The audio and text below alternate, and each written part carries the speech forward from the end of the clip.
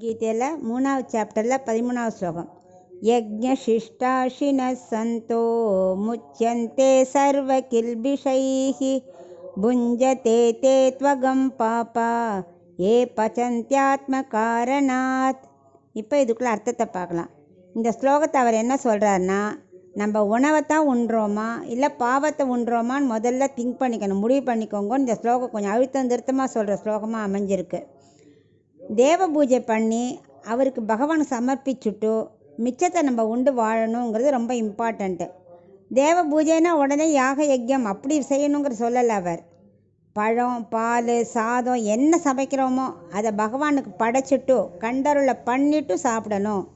ஏன்னா கூடாரே வெல்லும் சீர் கோவிந்தாங்கிற பாசுரத்துலேயும் ஆண்டாலும் உடுத்து கலைந்து நீ பீதக வாடைங்கிற ஸ்லோகத்தில் பெரியாள் வரும் இதைத்தான் சொல்லியிருக்கார். நீ என்ன உடுத்திக்கிறியோ அதுக்கப்புறம் அது எனக்கு கொடு, உனக்கு படைச்சப்புறம் என்ன இருக்கோ அதை நான் சாப்பிட்றேன் இப்படிங்கிற ரொம்ப வலியுறுத்தி சொல்கிறாவாலாம். எல்லாத்தையும் பகவான் சமர்ப்பிக்கணும். எதை ஒருவன் அப்படி மாதிரி சமைச்சு சாப்பிட்றானோ, பகவானுக்கு காமிச்சுட்டு சாப்பிட்றானோ அவனை பாவமே தீண்டாது. இது மாதிரி சமையல் மட்டும் இல்லை, பகவான் நமக்கு நிறைய சொத்து கொடுத்துருக்கார், பணம் இருக்குது. அந்த செல்வத்தையும் என்ன பண்ணணும், சத்காரியத்துக்கு நிறையா செலவழிச்சுட்டு பாக்கி நீயும் அனுபவிக்கணும். இந்த மாதிரி எல்லாத்தையும் பகவானுக்கு பண்ணிட்டு பண்ணால் பாவம் நம்மளை தீண்டாது, அவனுக்கு ஆத்ம சாட்சாத்காரம் கிடைக்கும், அவனை பாவத்திலேருந்து விடுவிக்கிறேன் அப்படின்னு இந்த ஸ்லோகத்தில் அவர் அழுத்தமாக சொல்கிறார். அது பண்ணலைன்னா என்ன ஆகும்? பண்ணலைன்னா நம்ம என்ன சாப்பிட்றதெல்லாம் பாவத்தை சாப்பிட்றோன்னு அர்த்தம். நிறையா வெரைட்டியாக சமைக்கிறோம், அன்றைக்கின்னு விருந்து சமையல், பட் பகவானுக்கே படைக்கலைன்னா ஒவ்வொரு பிரசாதமும் ஒவ்வொரு பாவத்தை சாப்பிட்றதா அர்த்தம். அதனால் அப்புறம் அது நரகத்துக்கு தானே போவோம். அதனால் எதை படைத்தாலும் பகவானுக்கு காமிச்சுட்டு அப்புறம்தான் சாப்பிடணும்.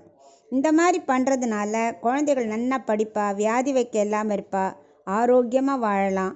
ஆனால் இந்த சமையலில் ரொம்ப முக்கியமாக கவனிக்க வேண்டியது, குளிச்சுட்டு தான் சமைக்கணும், சமைச்சதை பகவானுக்கு காமிச்சுட்டு தான் சாப்பிட்ணும். இந்த மாதிரி பண்ணால் சத்வகுணம் வளரும். சத்வகுணம் வளர வளர நம்மளோட பாவங்கள்லாம் போயிடும். அப்போ ஆத்ம சாட்சாத்காரம் கிடைக்கும். ரெண்டாவது, பகவான் என்ன நம்ம சமைச்சது எல்லாமே முக்காபாத்து எடுத்துன்றாரா, நம்ம ஜஸ்ட்டு கண்டு அருளை பண்ணுறோம், அவ்வளவுதான், காமிக்கிறோம், சாப்பிட்றோம். இந்த மாதிரி பண்ணுறதுனால அவர் ரொம்ப திருப்தி அடைஞ்சிடுறார். அதனால் நம்ம பாவத்தை நீக்கிடுறார்.